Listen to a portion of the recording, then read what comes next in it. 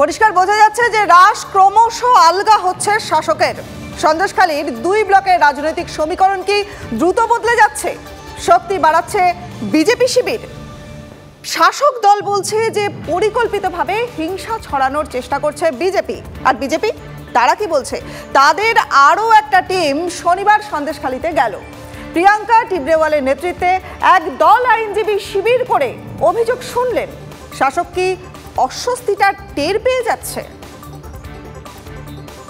একাধিক জায়গায় লোক কিন্তু তারা দাঁড়িয়ে আছে। সেখানে কিন্তু এই বিটপোল অঞ্চল, সেখানে স্থানীয় বাসিন্দাদের যাদের দীর্ঘদিনের অভিযোগ ছিল যে আমাদের সম্পত্তিগুলো দিনের পর দিন নিয়ে নেওয়া হয়েছে, এই তৃণমূল কংগ্রেস নিয়েছে, এমন ধরনের অভিযোগ করেছিল। শাহজাহান তার বাহিনীর বিরুদ্ধে অভিযোগ ছিল। সেই জায়গার ক্ষেত্রে দাঁড়িয়ে আজকে কিন্তু প্রিয়াঙ্কা টিবরেওয়ালের নেতৃত্বে এক হাইকোর্টের একাধিক আইনজীবী এবং বসিরহাট কোর্টের আইনজীবীরা তারা বিভিন্নভাবে তারা আধার কার্ড এবং সহ বিভিন্ন ভোটার কার্ড তারা নথি সংগ্রহ করছে। মানুষের জন্য সবসময় আমরা উপস্থিত আছি। আপনারা দেখেছেন পোস্টপোল ভায়োলেন্সের পরেও সেই ভূমিকা আমরা দেখিয়েছিলাম। তো মানুষের কাছে এই সন্দেশ যাওয়ার দরকার আছে যে আজকে কিন্তু আমাদের এই সমাজেও শিক্ষিত মানুষ আছে যারা ওদের পাশে আছে, তাদের জন্য লড়াই করার জন্য। চারদিক থেকে কত দূর দূর থেকে লোকজন এসেছে, তাদের বিশ্বাস আছে যে কোনো কিছু করব আমরা বলেই এসেছে। বিজেপি নেত্রী আইনজীবী প্রিয়াঙ্কা টিবরেওয়াল বলছেন পাশে থাকার বার্তা দিতেই শিবির খুলেছেন। শিবির তো খুলেছিল মমতার প্রশাসনও।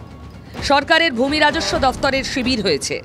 মানুষের বাড়ি বাড়ি গিয়ে অভিযোগ নথিবদ্ধ করেছেন সরকারি কর্মীরা। পুলিশও বুথ খুলে অভিযোগ নিয়েছে। রাজ্যের 2 মন্ত্রীও তৎপর হয়েছিলেন। তাহলে বিজেপিকে কেন সেই সন্দেশখালীতে শিবির করতে হচ্ছে? শুধুই কি রাজনৈতিক জমি তৈরি করতে? আমি যখন বারাসাতে সেই প্রধানমন্ত্রীর প্রোগ্রামে যাই, সেখানে 80খানা মহিলা, নিয়ার অ্যাবাউট 80 উইমেন, তারা আমার কাছে নিজের নাম নাম্বার সমস্ত জিনিস দিয়ে অভিযোগ জানালো। তারা বললো যে আমরা কিন্তু বলতে পারছি না, সামনে আসতে পারছি না। তো ওই ভয়টা কিসের আছে? ভয়টা এটাই যে ওরা পুলিশের সামনেও দ্বারস্থ হতে পারছে না। কেন? পুলিশই এখানে রক্ষকই ভক্ষক হয়ে দাঁড়িয়েছে। সন্দেশখালীতে পুলিশের বিরুদ্ধে এই অভিযোগ তো নতুন নয়। থানায় অভিযোগ নিয়ে গেলে পুলিশ শাহজাহান শিবুদের কাছেই পাঠিয়ে দিত।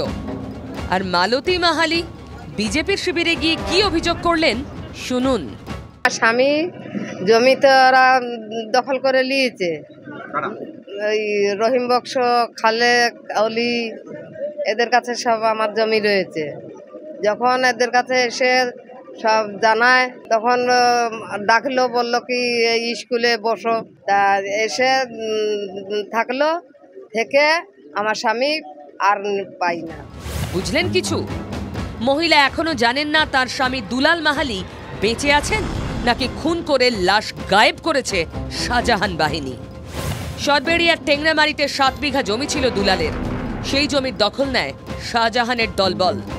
যেভাবে আরো অনেকের জমি তারা কেড়েছে বলে অভিযোগ। সেই জমি ফেরত চাইতেই নাকি গায়েব দুলাল। হ্যাঁ, এখন আমার স্বামীকে মার্ডার করে দিয়েছে। কি কি করলো আমি একদম পাই না। এখানে যে ধরনের অত্যাচার হয়েছে, যা কিছু সম্ভব, গান পয়েন্টে মানুষের থেকে তাদের জমি নিয়ে নিচ্ছে। যে জমি ওদের নামে আছে, বিএলআরও ডকুমেন্ট আছে, সেটা নিয়ে নিচ্ছে। ঠিক আছে, তো এখানে সবকিছু সম্ভব।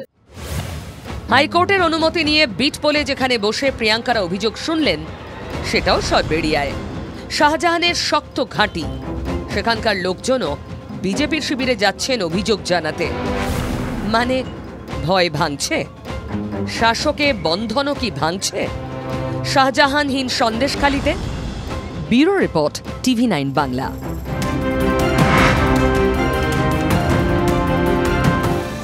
সিউড়িতে খাবারে বিষক্রিয়ায় অসুস্থ 85 জন। অনুষ্ঠান বাড়ির খাবার খেয়ে অসুস্থদের অধিকাংশই শিশু। সিউড়ি সুপার স্পেশালিটি হাসপাতালে ভর্তি করা হয়েছে সকলকে।